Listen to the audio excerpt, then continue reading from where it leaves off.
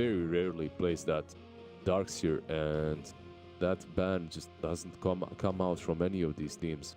Yeah, and it's double value. They're abusing right? that fact. Yeah, Like, it's a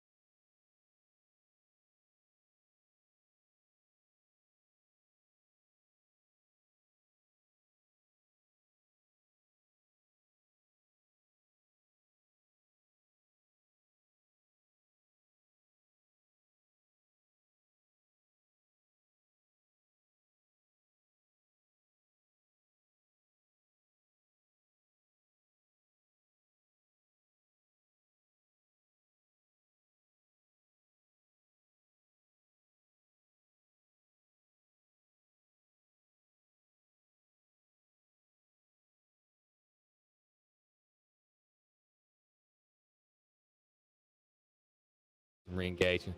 And TFT, that seems to be the name of their draft here, right? It's just they're looking to kind of skirt the outsides of the fights with these swaps, with the Astra.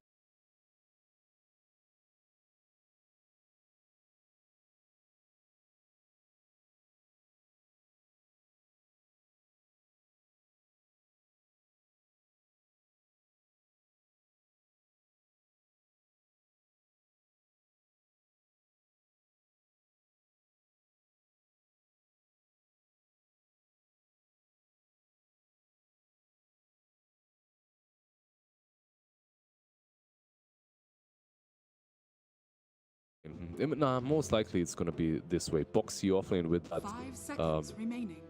with that puck, Qualifier again on the lone druid, right? And then you're gonna have the troll and Yeah, it seems most like. most likely. Now it's on TFT to figure out a hero that works well versus all of you guys. A hero that comes up to my mind instantly that's good versus the lone druid is Nyx. Does get hairy for him versus the troll and the puck, but versus the lone druid can never get that insane strength in which he's just way too strong.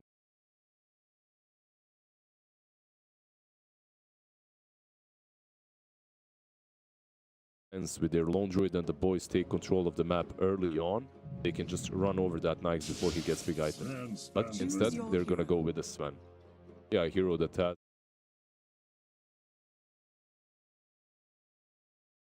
with, I believe, the split miner, and now do this Starladder miner. That bulks them up as well. You actually look at TFT, there's a lot of effective HP to throw around these fights. You know, you're going to have the war cry. Eventually, you'll get your hands on that Aghanim Centaur. It looks like Alliance, there's a challenge in burning through people quickly.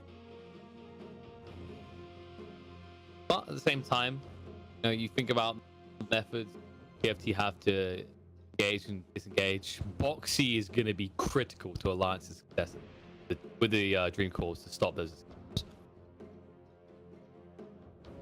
Yeah, you're gonna have that puck versus the Centaur versus the Stampede.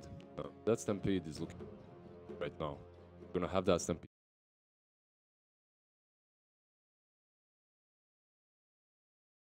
Get on top of these targets without it, with it. Overall, I like both of these drafts. I like that Alliance is somewhat in their full comfort zone. The supports are 100%. Mickey is playing the Troll, Qualifier is playing the Lone Druid. Boxy, he's playing his puck, a little bit different.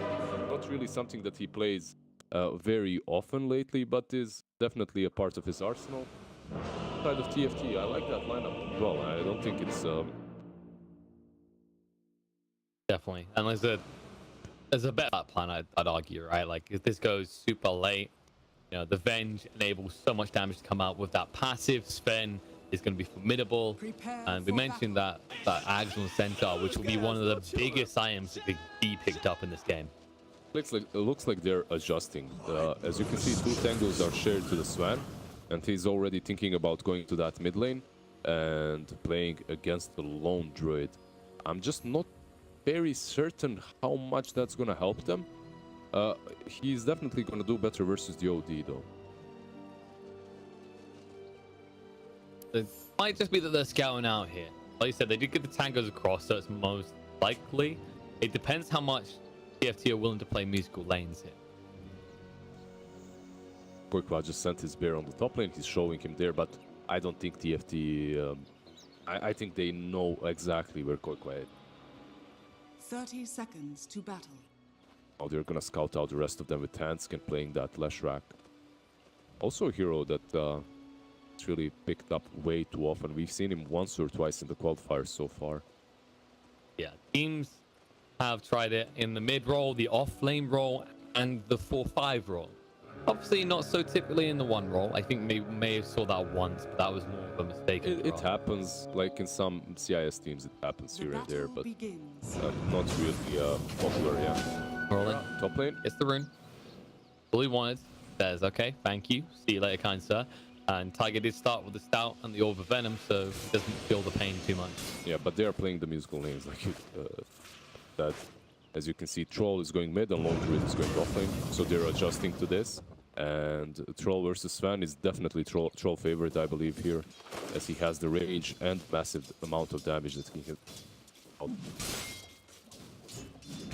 Well, the nukes are good, but also the missed chance as well, so you can just occasionally screw up the CS cross. The Spirit was scouting out, seeing if he could catch the courier, but it was just start to head towards the top. He can set up an early rotation instead of scenarios. It's going to be forced into a try scenario.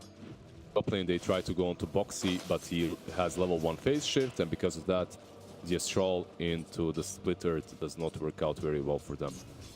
Could be somewhat happy that you forced him to level the phase shift level 1, though, considering the desirable thing is that you avoid even putting a pointer early so you can maximize it. That's definitely true. Era still has nothing leveled up, by the way. Still level 1 without any spells. Just waiting to see what's necessary, I suppose, for him. They should find the... They can't find the block because Tanga was blocking this hard camp with his body, so that's about it. A sentry pretty much a wasted there by Era. It's understandable that he's holding that skill point as well, considering you just saw the phase shift leveled. So it's not like you're going to get maximum value out of just putting the point in the magic missile now. But rolling. They're going to actually go into him, try and force the matter anyway. Carry down to half HP. When it slows down, magic missile has to come out. Follow up as well. Tiger in trouble. Jesse has the Astral. He can move in and look for the kill, the root, connect, but it's too late. He gets first blood. Now they're going to harass Puck as well. He's got the loser up to get away at least, so. Leshrac, Hanskin, he faked the splitter. He understood that there's pretty much no chance he's going to get that stun off on Boxy, and even if he does, Boxy pretty much has that orb to draw to, so gave up that. It's interesting that Taiga tried to be so aggressive there, even with the Stout Shield and Orb of Venom. They just have multiple stuns to follow up with, well, 2 stuns. Then you have the OD with the imprisonment as well to dish out that vast amount of damage necessary. Absolutely. And it's fine that he started off that harassment. It just feels like by the time you get into 2 first HP, you need to be moving away from that tree line. You have to know Leshrac's going to try and use that so you can't dunk. Another problem that I see for TFT is the fact that this Sven is not playing the lane that he wanted to be on. I believe he expected most likely the Lone Druid to be there, but instead he's faced up against Mickey. And Mickey so far is 18-6 versus 10, almost doubling Frost's last hits. He was forced to use his Stormhammer to get some last hits. Stormhammer, Stormbolt, they're both acceptable. You know, that's the Warcraft name, right? Yeah, Stormbolt was Mountain King's spell. Good old times, Batman. Hey, you found a career in a different game instead. Found love in this broken place. Actually, that's not true. He didn't start around the sniper meta. Look at here though. Qualifier. Well, Centaur's keeping up with him. This is one of the things as well. You usually get your retaliation charges stacked up. And have an easy way of using them. When it comes to CS, Lone Druid is in control. Has a little bit, like 4 CS more. It's good enough. He's doing well. Yeah. Overall, he wants to have that free lane, so he gets Tiger, he gets the roll in. The stun actually goes out on the Centaur. Now Frost is dead. Tiger with a DD rotation. Then, who's farming a little bit too low. Just a good rotation by him. Sven realizing that he can't face up against this troll any longer. The troll didn't even waste all of his tangos in this lane. So he went to the jungle, tried to farm the medium camp, and got punished instantly by the Earth Spirit Taiga rotation. He still has the double damage, and he's bottom. Yeah. Misses though. Don't give up there. He needed that. That's the bottom man follow-up. Centaur's pretty damn tanky, and you don't want to risk being stunned with 12 stacks of retaliate hit. Oh, unless you go quick. Going both hands. Well, coming to help the center. But more importantly, I believe what they're trying to do is perhaps slow down Qualifier a little bit. Controlling. Let's see if they're going on to him right now. The Stomp's going to come out, and Earthquake might be the one to pay. Too much damage. Oh, this match, he's going to get the kill first, though. Hanskin will look for the trade, and he will get it. Yeah, but with one entangle or two, let's see Qualifier. If he gets a single one. He just needs one, exactly. He can continue chasing. The Earth gets dodged. And he will. There it is, the root. At least there. Comes down, and Quick will be able to get the kill. At the same While that's time, happening, yeah, OD goes down top. Nicely done. Just in time for the Root to move across. Magic miss. Target pushed out, roll in. Looks like Arrow's next to hit the ground. It's 3-on-1. Not good numbers. It looks like Alliance are dominating everywhere across the map. They take down the top lane, and at the same time they get 2 good kills on the bottom lane. Yeah, Red Spirit did fall, but because of that, he rotates top even faster and takes that little puny vengeful spirit that tried to stun the puck. So overall, Alliance, their lanes are going really well. Yes, Softman, it's alright, 35 versus the 4. So let's see, when it comes to Network Troll, it is still 800 gold away. So he's doing a bit better there. But the Troll is definitely going to be a chief concern. You know, you think about combos. We said the way that TFT want to play this is cutting out around the size of the fight. But Puck now doing better than all the cores of TFT. Lone Druid is going to be forced to be reckoned with when pushing towers in the mid game, and we've seen what happens when Mike gets a free game on the Troll. Not pretty. He just goes ham, literally. Just battle trance and destroys everyone. Bottom lane Hanskin did manage to stun Taiga, but it's very unlikely that he's going to be able to follow up with anything. Yeah, there's no one anywhere nearby to follow up. And however, maybe Seabear, yeah. Oh, rolling. Hera in trouble again. A 3-on-1. He's trying to get some reinforcements. Stampede won't keep him alive. Maybe he'll be able to kill a Lone Druid. He's away Kuiper. One way he'll do it, but no, the body block Jeeb. He can't finish off the kill, and Zeeb is in full retreat now. I'm trying to remember his name. Seabear. Seabear is dead. Double kill for Sania. Gets a double kill. So many times I seen Sania playing this on mid lane. Jesse, level 4 only. Foxy silences Tessie up, and Mike will continue to aggress his Hanskin. Has got the split up. They're trying to bait it in, but they won't give him the honor. They won't give him the opportunity. Now the battle trance. Charger forward. Stormhammer does come out. It's gonna be a follow-up. Foxy going in. Got strength back to it. Lose drop to get away with the Waning Rift to silence them up. Get them out. Mike needs to retreat now because he's low on HP. Taiga is around. Oh, so if Hanskin goes closer, they might just go on him. But there is Zera scouting out Taiga, and Taiga is the one that needs to bail from now on. It's also with Chessie TPing back in. You just don't have the HP resource required, right? Mike is low. Foxy is low. It's a good shrine usage of this. By the way, I just have to say, it was interesting how we called Xibe, Jibe, and Xibi 3 different names. Xibe, yeah. I just, you know, it takes time to adjust. I talked to Insania last night, and he was kind enough to point out that is Xib. Like it's like the at the end is just like Nika, so Xibe. There you go. We're learning names. I know the chat sometimes, especially the Swedish fans, find it hilarious how I pronounce some of these. I think my favorite one for a long time was, and rip in pieces, he's not part of the team anymore. Jonasson fan, I call him.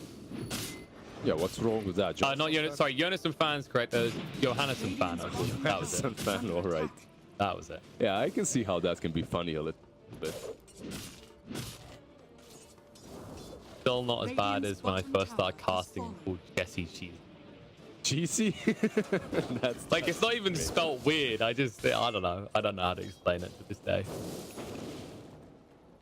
That was easy. Those are good days, Liz. I really annoyed Charlie. I remember he like literally just added me on Twitter telling me that it's not Sangay, it's Sang.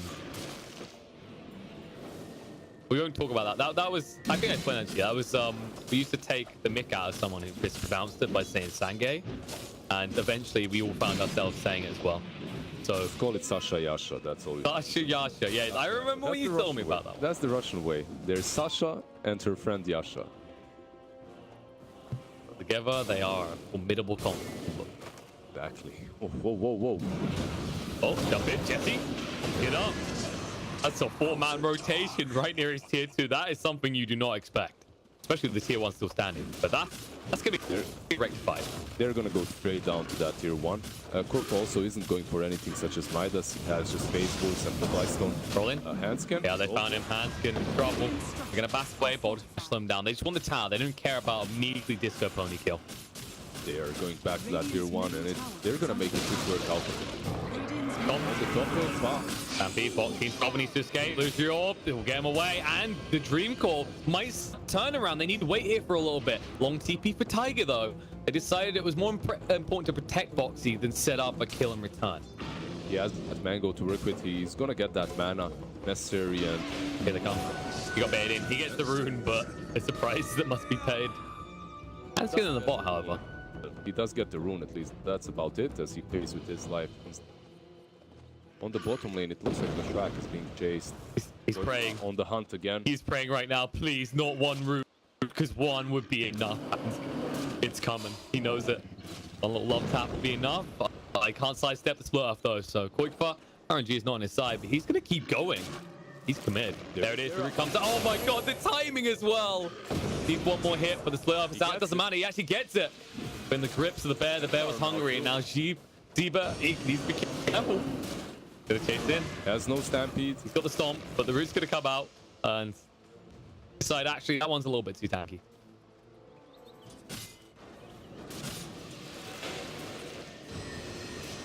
He's gonna hang around here. I think he's just gonna try and frustrate him a little bit, but need to be careful. He has got maxed out retaliate. Someone comes in, they can easily turn that into a kill in favor of Saint.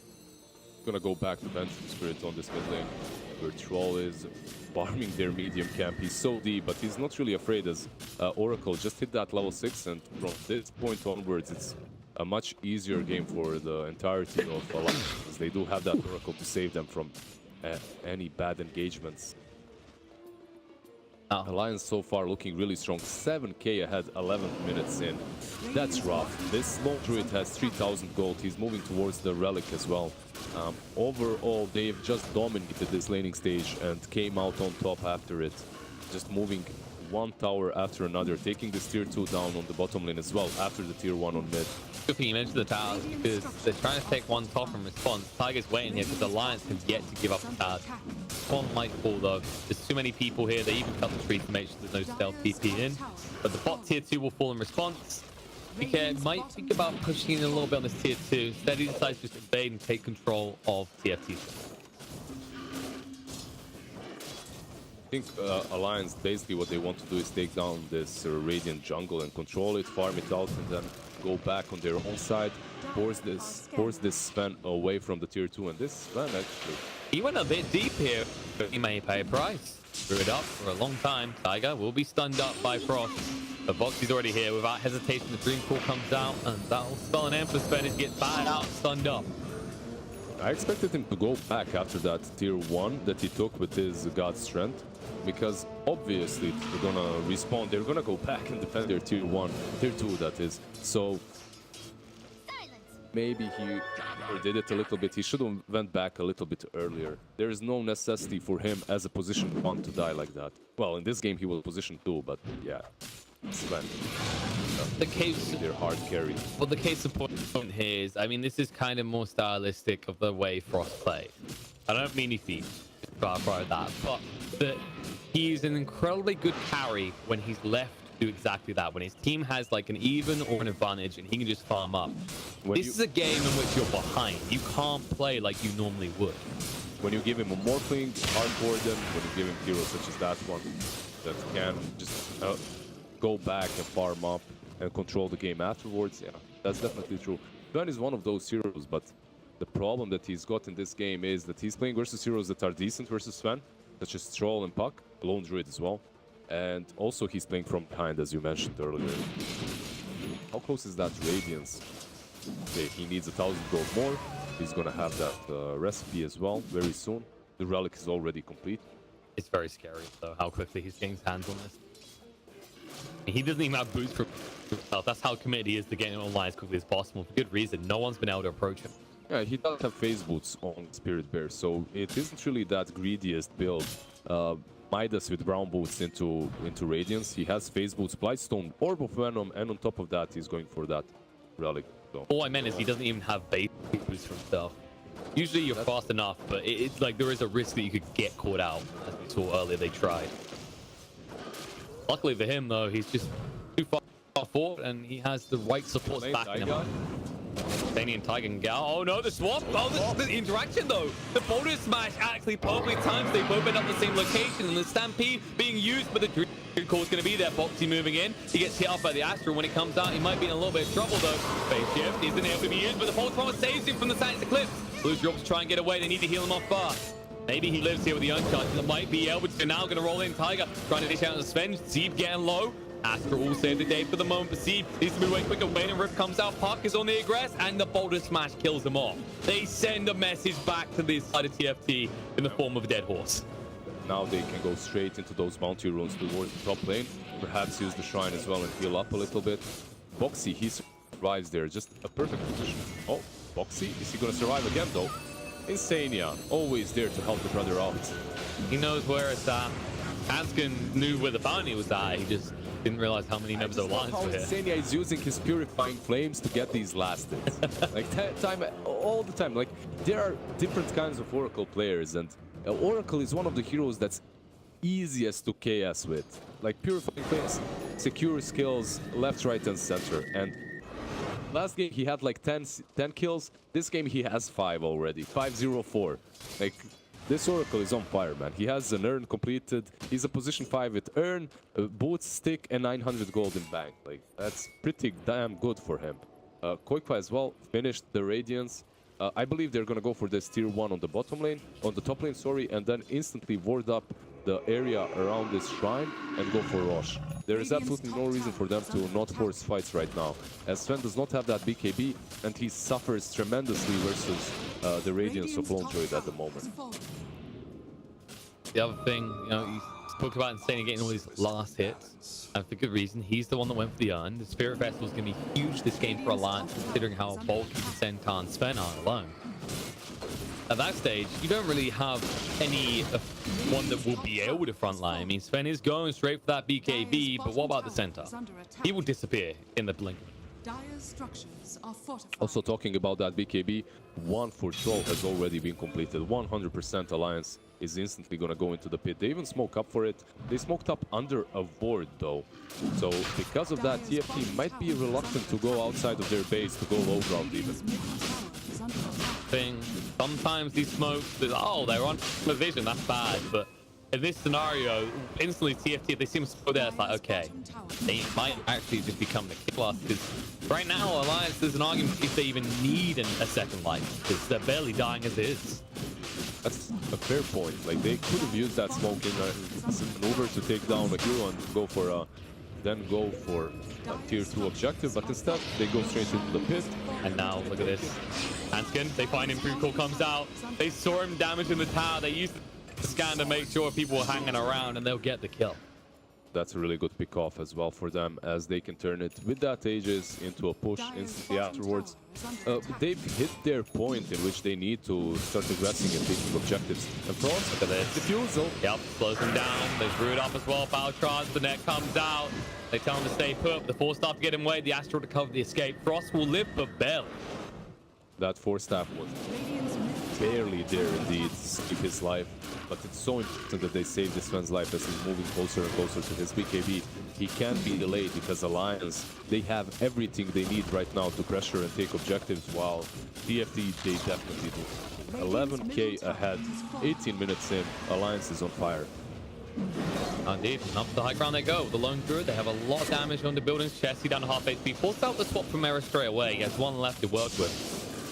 Okay, forced back. Stormhammer's in the face. Rolling, coming in on the Frost. Bounced him out though. He's in trouble. Rude up as well. Multiple forms of Rude to work with. Swaps comes out. And Era, he knows This time it's going to be going down. The Fierce gets him away. Boxy gets the kill. Lose your will get him out. Alliance will reset and look to go with the next creep wave again. Yeah, they have a lot of sustain here from the Oracle, just healing them up with Purifying Flames with that urn, so they don't really have to go back. Usually what I expect from Alliance at this point is to perhaps pressure these towers for 30 more seconds, perhaps 40, and then go back and take the bounty rolls. As 20-minute mark is approaching, I don't believe that they're gonna go full aggression mode just yet. As they can wait, they can get the Vlads on Lone Druid. It's not of utmost necessity to take down this tier 3 or the Raxes instantly right now. They're gonna try. Chessie rolls in, and they actually have the Dream Call down. They can't quite snap it though. Chessie's gonna be protected. They move in, Magnetize activated. Mike with the BKB going deep. Chessie in trouble though. He gets stunned up before he can get off on the Stampede. Mike stands his ground. Gonna give them his chance over. He's still got the Aegis to work with. They don't want to go for him first. They're going forward on him. He's got the Stomp. He's gonna use it to get away from Tiger. The buyback comes up from OD, but on the side, Hans can barely stay alive. 50 HP left. Afterwards out, Battle Trance activated. Mike going in. The root's gonna be there. OD trying to force stuff away. Science Clip being used, but it's too late. He's dead. He's gone. That's a dieback, and that will at least be a lane in the end, because now Alliance know they can hang around, even with the roots coming up. Definitely, I believe that they can take this tower at least, because that's a dieback. They're gonna take more. OD. Hanskin's gone as well. Zeeb needs to be careful. Hanskin fights back straight away. Zeeb just being kited around. Boulder smashed out of the base, and they are literally getting ready to beat a dead horse here. He's down half HP, trying to run away. Stun comes out to Troll. They're still going at it though. Warcry, but what's the move? They've got a stun now off cooldown.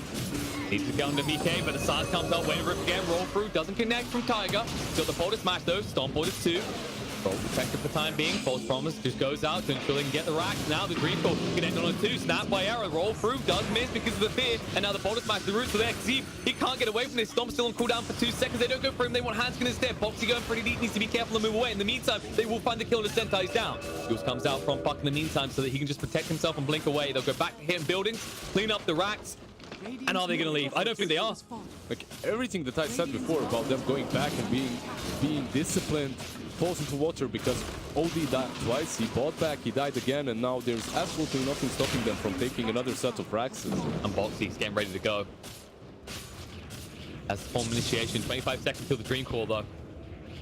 Warcry being used. Aegis is still 1 minute away from disappearing, but It's going to be... they're going to be satisfied. They're going to be satisfied since with one set of Raxes, they're going to go back, pick up those bounties. They have 3,000 gold on Mickey.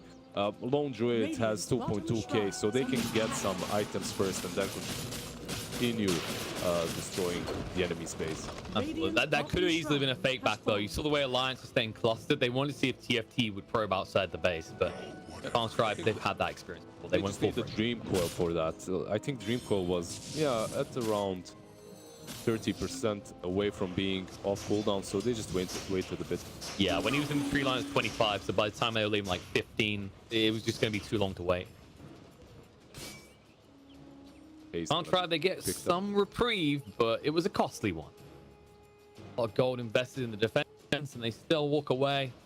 Their racks less, tier 3 less as well. Tiger, how's he going? He's going towards the mechanism next. He's already got his Veil online. Now Insania. He's had that Veil for such a long time. He's been having a blast of a game.